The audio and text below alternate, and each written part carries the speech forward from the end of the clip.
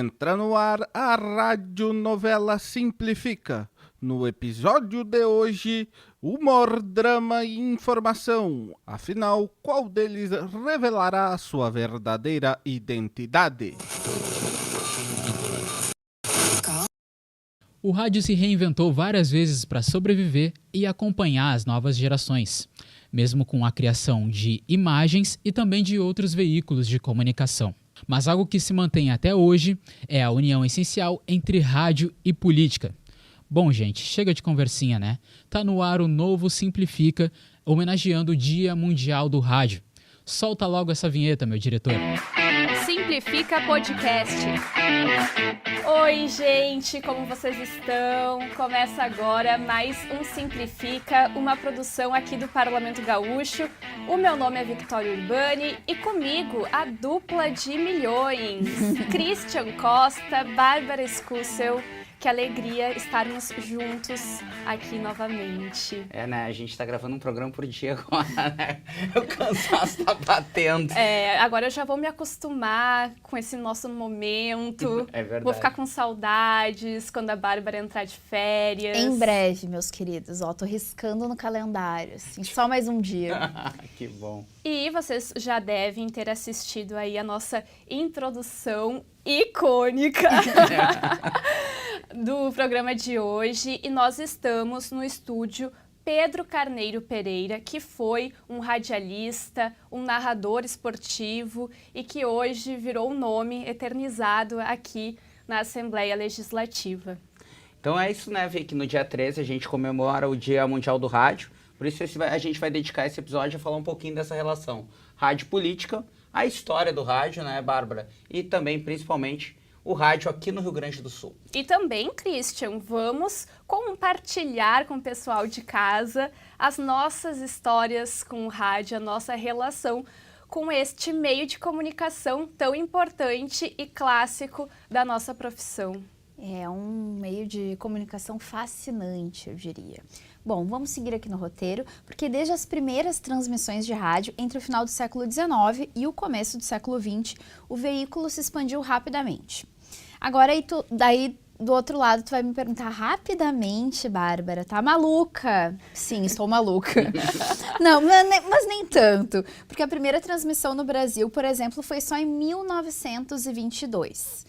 Tem um tempo, né? Naquela época as coisas andavam de uma forma diferente. Hoje tudo é muito mais rápido, tudo mais dinâmico. O que a gente aprendeu ontem já não vale mais para hoje, mas para aquela época foi bem rápido, né? Sim, foram só 30 anos. E aqui no Brasil, Bárbara e Vicky, o rádio e a política, eles sempre andaram de mãos dadas, que é um dos nossos temas do programa. Uhum. A primeira transmissão, ela ocorre no dia 7 de setembro de 1922. E essa data tem todo um simbolismo, né? É o centenário da proclamação da independência. Não foi assim, as pessoas não tinham rádio em casa, obviamente. Foi uma transmissão no Rio de Janeiro, então capital federal, do presidente Epitácio Pessoa. E quem é que ouviu? As pessoas foram colocados rádios em pontos das cidades. Niterói e Petrópolis, no Rio de Janeiro, né? Onde tem a residência real, né? Petrópolis. E também na cidade de São Paulo. É louco imaginar que as pessoas se reuniam para escutar a rádio. Mas enfim, continuando aqui no roteiro. Nessa data, pessoal, foi veiculado o discurso do então presidente da República, Epitácio Pessoa. Verdade, eu acabei falando a parte que era tua, me perdoa. Pois é, né?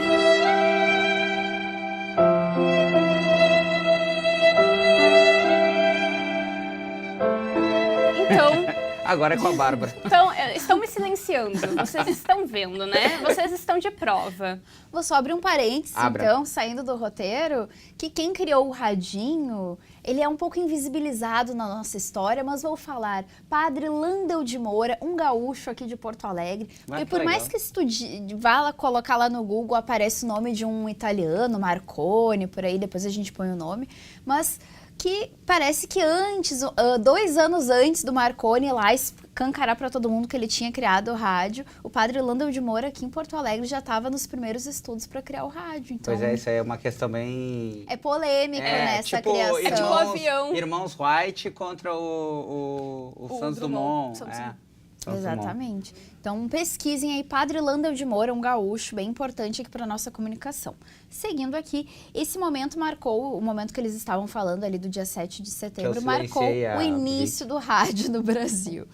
Anos depois, o meio de comunicação conquistou a população e se tornou paixão nacional e um importante instrumento de integração regional, né? Pelas ondas do rádio foi possível conectar esse Brasil que existia, né? Um Brasil ainda muito agrário, né? Que as pessoas moravam em pequenas cidades, geralmente no campo.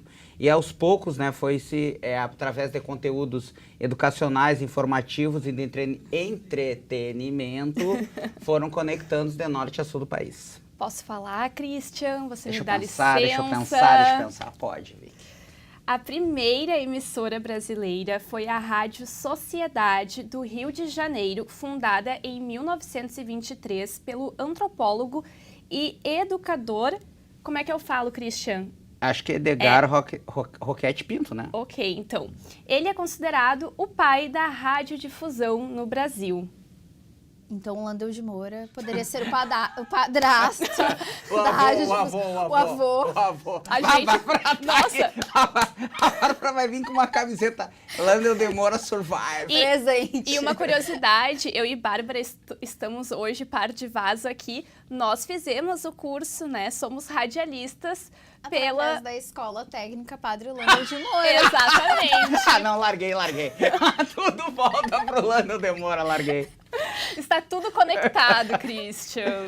Tô me sentindo no episódio do Lost, A velho. escola que cria radialistas aqui em Porto Alegre se chama Padre Landel de Moura. Então, vamos valorizar esta figura importante e icônica da comunicação. Nos anos 30, o rádio começa, então, a se popularizar grandes programas musicais na Rádio Nacional. As primeiras transmissões de futebol com o locutor Romeu Tuma. E um marco foi a transmissão da Copa do Mundo de 38. A Copa do Mundo sempre aparecendo aqui nos nossos programas. É verdade, a Copa do Mundo é 38 que ocorreu na França. E o Brasil foi em terceiro lugar.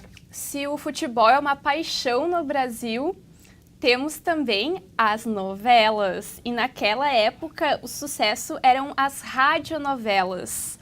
Tu conhece atores, atrizes que tu possa compartilhar, assim? Não me lembro, alguns migraram, né? Mas da rádio, eu me lembro que meu avô falava das vedetes, né? Da Rádio Nacional, né? Que eram as musas. Muitos dos grandes atores que a gente vê começaram nas rádios novelas, né? Glória Menezes, o Lima Duarte. A minha mãe falava de uma que se chamava O Sheik de Agadir. O Sheik de Agadir. Essa teve imagem, depois virou novela mesmo. Virou novela mesmo. Atriz, acho que com Francisco Coco, se eu não me engano. Porque na época ela não tinha TV em casa, né? Então era só no radinho. No radinho. Aquela atriz, a Eva Vilma, não? Eva Vilma. Também veio da rádio. Enfim, tu comentou da Rádio Nacional, Christian. A Rádio Nacional do Rio de Janeiro foi a grande referência aí para as radionovelas do nosso país. Entre 41 e 59 foram transmitidas pela emissora, pessoal, 807 produções por 118 autores. É um alto volume. A galera aqui que é mais velha vai entender bem o que a gente vai falar agora, mas quem é mais novo não tem essa percepção como o rádio transformava vidas. Por exemplo, como hoje é o Big Brother, né, que vocês acompanham. A pessoa que entra lá, uma desconhecida, de repente, bum, explode. Se a pessoa tem muito carisma, ultrapassa as fronteiras do Big Brother e se torna uma referência em alguma área, ou vai trabalhar em alguma área que tenha mais visibilidade. No rádio era assim nos anos 50. Eu trouxe a história da Elza Soares, que é uma das mais famosas que eu lembro.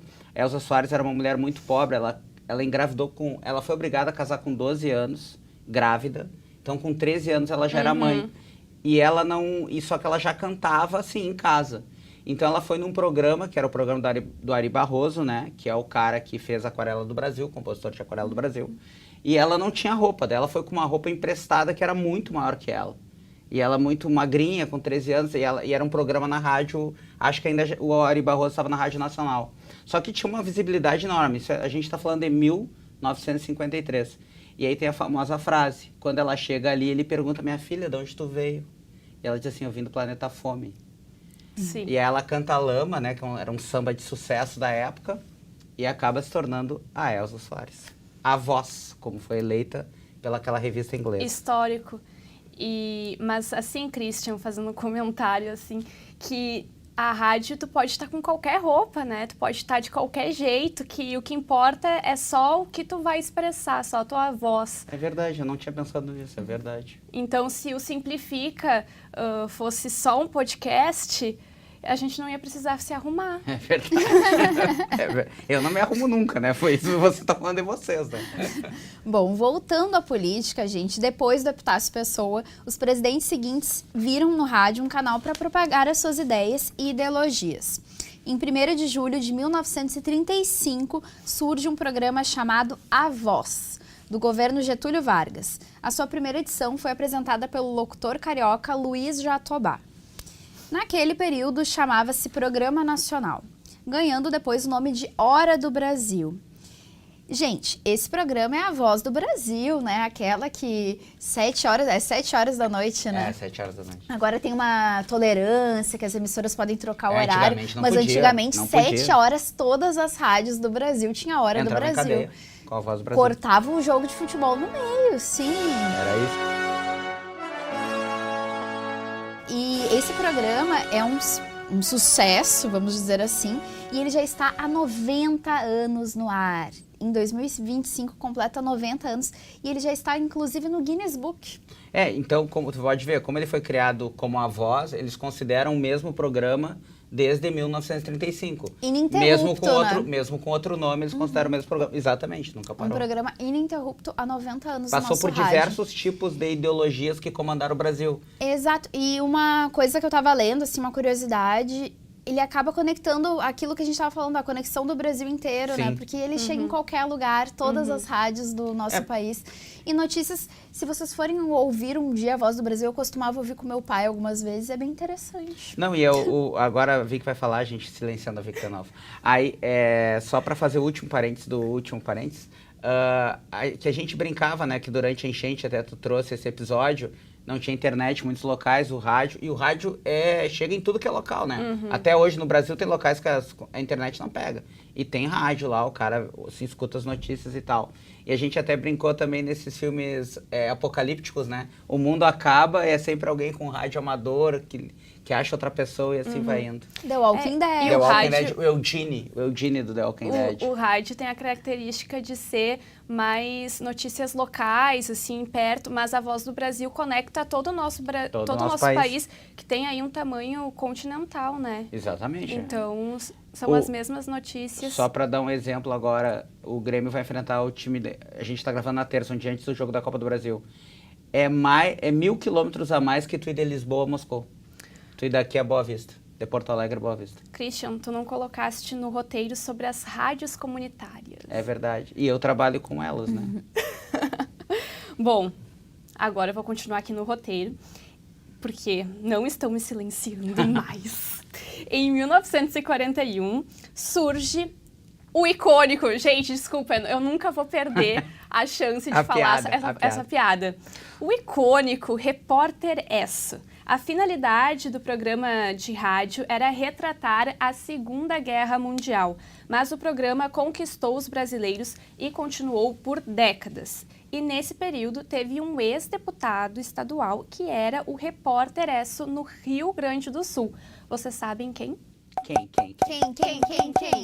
O radialista Lauro Hagman. Falei certo? Falou certo. Ele apresentou o Esso por 14 anos, entre 1950 e 1964. Ô Christian, só coloca nome difícil pra eu ler nesse roteiro, hein? O Repórter Esso foi tão sucesso no rádio que ele acabou migrando para uma coisa que estava surgindo nos anos 50, a televisão.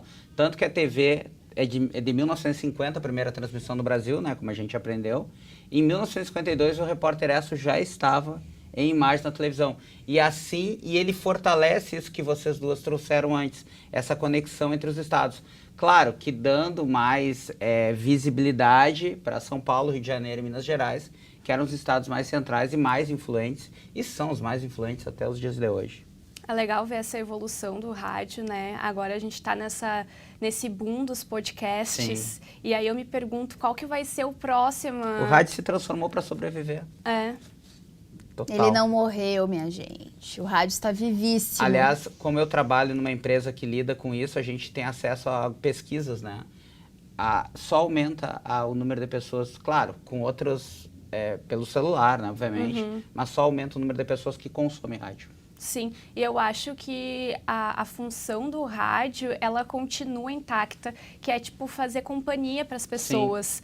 E isso não muda. Não muda. Então, não importa se está ouvindo a rádio FM, AM, ou se está ouvindo um podcast. Tu tá ali fazendo alguma coisa e tá escutando. E o rádio tem um negócio muito legal também. Tem uma notícia muito triste para te dar, né, Vicky? Para te ver, as rádios AMs praticamente extintas.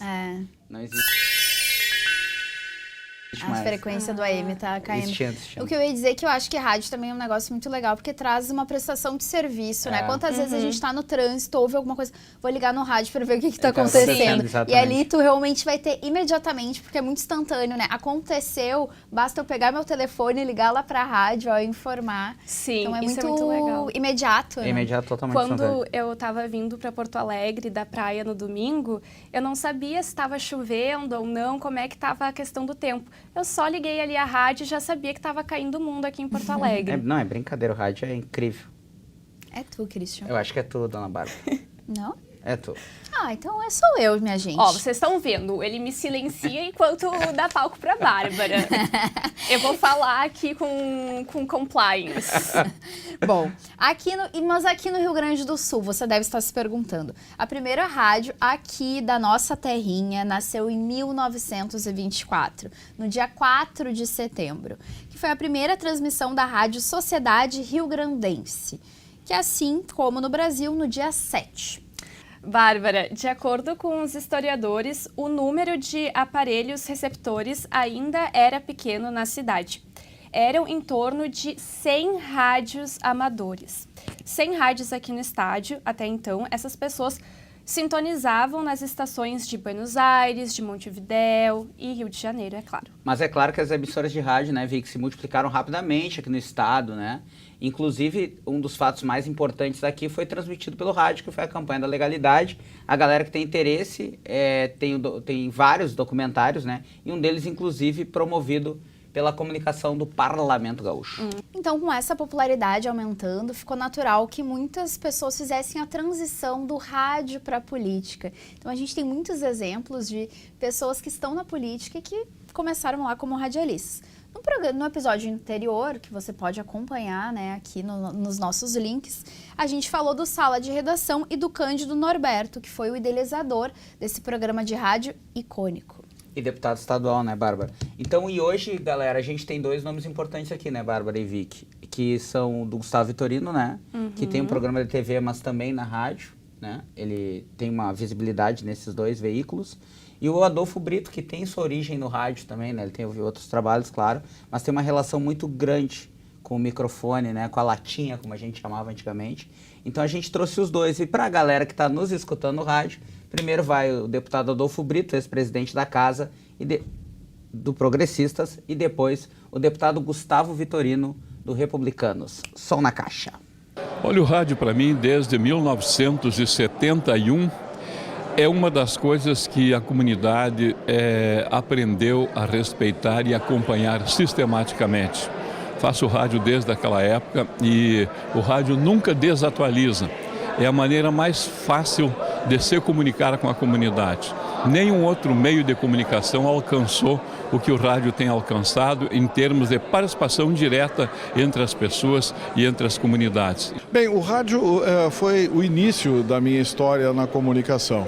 Há 52 anos atrás, eu pilotei pela primeira vez o microfone de uma rádio, uma emissora profissional de amplitude modulada, a Rádio Cinderela de Campo Bom, e ali começou toda a minha aventura no rádio. Passados mais de meio século, eu diria que o rádio continua sendo para mim o veículo de comunicação de maior instantaneidade. Então escutamos deputado Adolfo Brito e deputado Gustavo Vitorino. Eu vou falar com C, é verdade, por questão é Vitorino, de honra. Né? É verdade. Né? Tu tem lugar de fala. Tem local de fala. Bom, gente, mas sem dúvida nenhuma, o nome mais importante do rádio aqui na Assembleia Legislativa é o do Sérgio Zambiase. Inclusive, foi na gestão dele como presidente que surgiu a Rádio Assembleia. Continua, moça. Ele é um fenômeno, Dá um corte aí e continua. Tá. quê, acho que tava bom assim, tem que ser ao vivo, tem que ser assim natural, entendeu? Tu que sabe. Tá. Então, um fenômeno de audiência na Rádio Farroupilha, ele estreou na emissora no dia 29 de junho de 1983. 13 dias depois, ele já lidera a audiência geral na região metropolitana.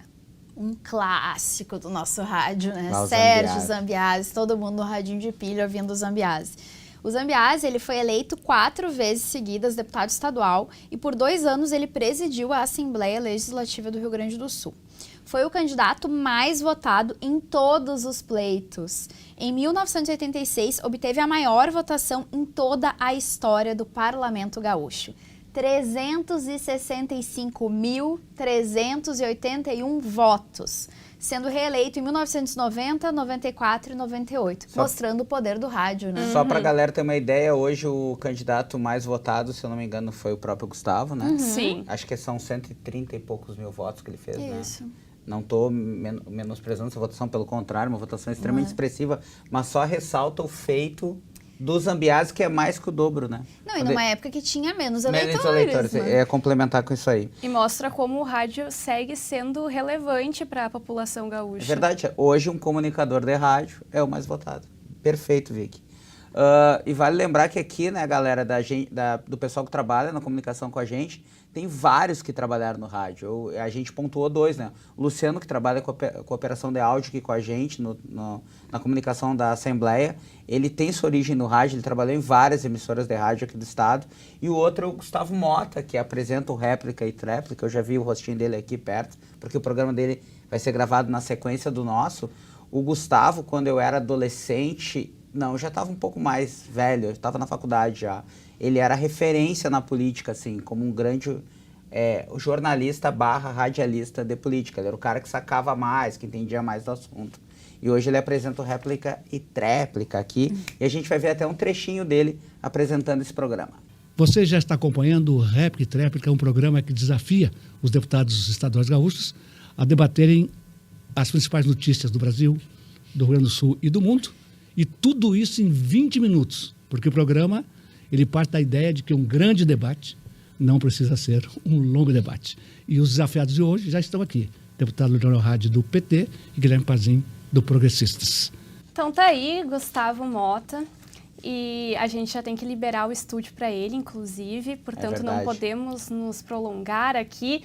Mas antes de encerrar este programa, vamos compartilhar as nossas histórias com o rádio, pode ser? Pode. Quer começar por ti? Eu tenho várias histórias, assim. Tudo bem, a gente tem tempo. Vamos sentar aqui, Eu tenho que ver qual que eu vou escolher primeiro. A gente tem tempo. Mas... A Bárbara vai viajar só amanhã.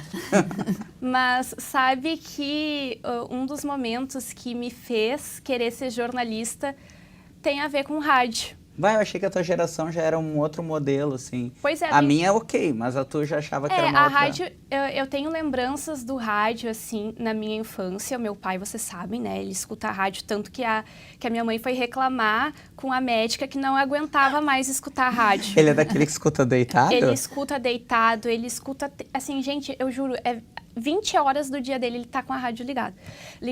Mas quando eu era criança, eu não conseguia dormir sozinha.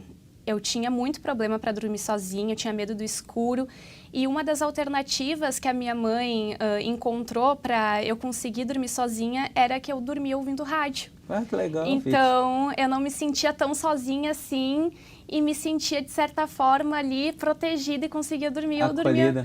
ficava ouvindo Rádio Cidade até... A minha, rapidamente, assim, eu tive experiência de trabalhar em rádio, trabalhei na FM Cultura, aqui de Porto Alegre, que é a rádio da TVE, da emissora pública aqui do Rio Grande do Sul. Devo dizer que foi a minha melhor experiência profissional, assim, de aprendizado. Rádio realmente é fascinante. E nesse período, eu logo que entrei como estagiária, uma menina cheia de sonhos, lá com seus 21 anos, eu acho, eu comecei a fazer a previsão do tempo. Eu era a garota do tempo da rádio. E eu fazia a previsão do tempo às 7 horas da manhã. E minha mãe comprou, sabe aquele radinho de professora de inglês?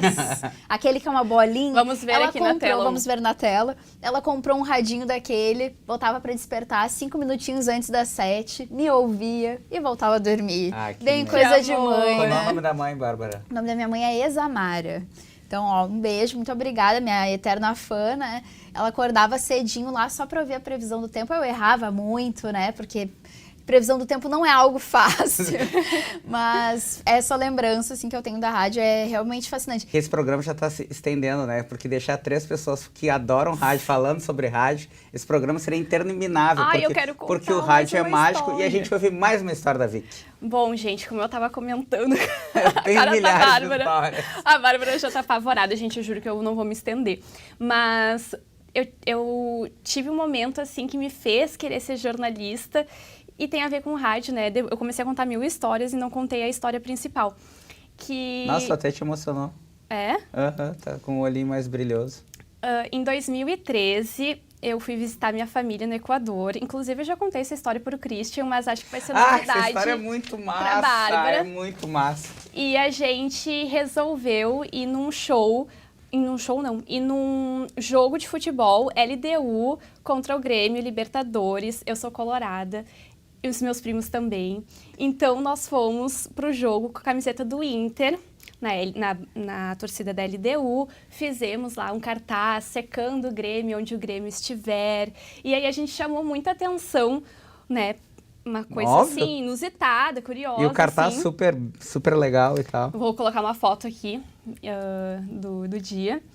E aí, estavam lá as rádios, Rádio Gaúcha, Guaíba, e aí eu dei entrevista, né, eles me perguntando, e eu tava crente que o meu pai ia estar escutando, porque era Grêmio, era Rádio Gaúcha, então eu tinha certeza que ele ia me ouvir no rádio, e eu achei muito legal ver aqueles repórteres viajando, estando em outro país, cobrindo ali, então, o jogo, mas meu pai não estava escutando. Detalhe, o pai da Vicky é jornalista, né, e é gremista. Pois é.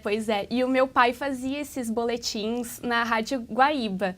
E aí a minha mãe ficava escutando ele também. Que legal. Vamos terminar o programa ou tu quer contar mais uma história? Vamos. Obrigada, gente, por terem escutado todas as minhas histórias. Bom, então hoje a nossa despedida vai ser um pouquinho diferente. Todos os profissionais que trabalham com a gente gravaram uma mensagem onde eles falam seu nome, função e a primeira palavra que eles pensam quando a gente fala em rádio. Então, um abraço, gente. Até semana que vem. Tchau! Wagner Gomes, sonoplasta. O rádio para mim é informar, entreter e educar. Luciano Pinheiro, sonoplasta. O rádio, para mim, representa um papel muito importante na comunidade, informando, entretendo, com muita música e muita informação. O operador de câmera, Josemar Silva. Rádio, para mim, é... Pip, pip, pip. 19 horas, a hora do Brasil. Cristiano Pacheco, diretor de imagem aqui da TV. E rádio, para mim, são muitas coisas. Principalmente toda a minha carreira profissional é rádio. Então tem um significado bem particular e importante. E rádio é música. E música para mim é paz, é diversão, tá bem-estar para mim. Quando eu quero alguma coisa, me divertir ou ter um momento de sossego, de pensamento, eu ouço música e então ouço rádio também. Aqui é o Fernando Loureiro, diretor de imagens dessa bagaça deste programa. E o significado do rádio, para mim, me lembra a adolescência. Ficar até altas horas ouvindo Pijama Show com o querido Mr. P. Abraço, Mr. P! Celo Suzin, editor. O significado do rádio, para mim, é informação, cultura, rock and roll e viagem. Viajar. Este foi o Simplifica Podcast, uma produção da Rádio da Assembleia Legislativa do Rio Grande do Sul.